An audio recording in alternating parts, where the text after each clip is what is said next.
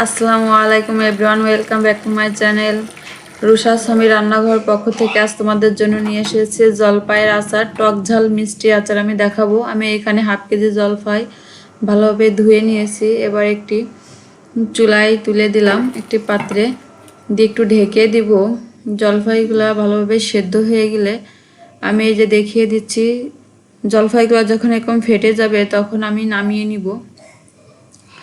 নামিয়ে ভালোভাবে হাত দিয়ে চটকায়ে লবণ হলুদ দিয়ে ভালোভাবে মেখে আমি এটাকে 5 থেকে 6 ঘন্টার মতন রোদ্দুরে দেব, একটু ভালোভাবে যাতে পানিটা শুকিয়ে যায়, যাতে আচারটা আমরা অনেক দিন রেখে খেতে পারবো।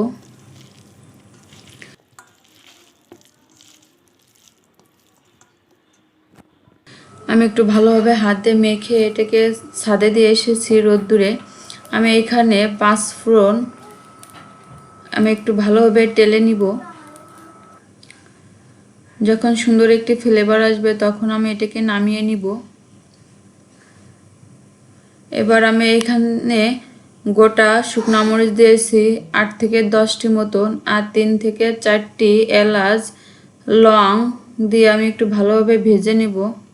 আমি শুকনো মরিচটা ভেজে নিব এর জন্য, চিলি ফ্লেক্স করার জন্য। আর দেব কয়েক টুকরো দারচিনি,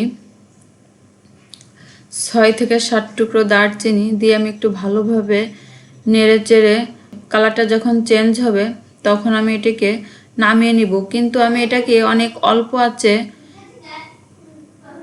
টেলে নিব,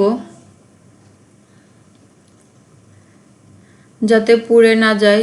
পুড়ে গেলে কিন্তু কালারটা সুন্দর আসবে না, আচারটা দেখতে কালো কালো মনে হবে। আমি এবার এটাকে নামিয়ে নিব।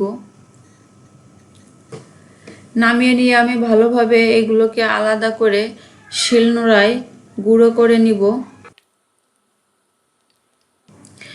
যে আচারটা আমি ছাদে দিয়েছিলাম সেটাকে আমি নামিয়ে আনছি, এনে একটু দেখিয়ে দিব।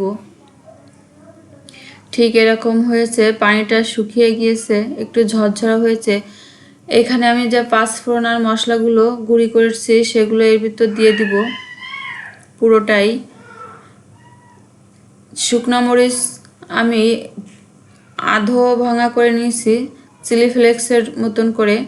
আমরা যেটা বাজার থেকে কিনে আনি সেটা না করে আমরা বাসায় এভাবে তৈরি করতে পারি। আর দিব লবণ। লবণটা যেহেতু আমি আগে থেকে একবার দিয়েছি সেই অনুযায়ী বুঝে দিতে হবে। আর দিব চিনি। চিনিটা আমরা টক মিষ্টি হিসাবে বুঝে দিতে হবে। কেউ যদি একটু মিষ্টি বেশি খাও তাহলে চিনিটা একটু বেশি দিতে পারো। আমি একটি পাত্র নিয়েছি, যখন গরম হবে তখন আমি তেল দিব, সরিষার তেল। 5 থেকে 6টি রসুন কুচি আমি খুবই ছোট ছোট করে কুচি করে নিয়েছি। এবার তেলে একটু ভেজে নিব, যখন বাদামি কালার হবে তখন আমি আচারগুলো এর মধ্যে দিয়ে দিব, দিয়ে একটু নাড়াচাড়া করে নিব। এখানে আমি 2টি তেজপাতা খুবই ছোট ছোট করে ছিঁড়ে দিব। আমি এখানে অল্প আঁচে করব, আর আমি অনবরত নাড়াতে থাকবো, নাহলে নিচ থেকে লেগে যেতে পারে, পুড়ে গেলে স্বাদ থাকবে না এর। আমি দেখিয়ে দিচ্ছি, এইভাবে যখন কালারটা হবে আমি তখন নামিয়ে নিব। আমি আর পরিবেশন করে দেখালাম না। আমার রেডি হয়ে গেল জলপাইয়ের আচার। নতুন বন্ধুদের সাবস্ক্রাইব করার অনুরোধ রইল। আল্লাহ হাফেজ।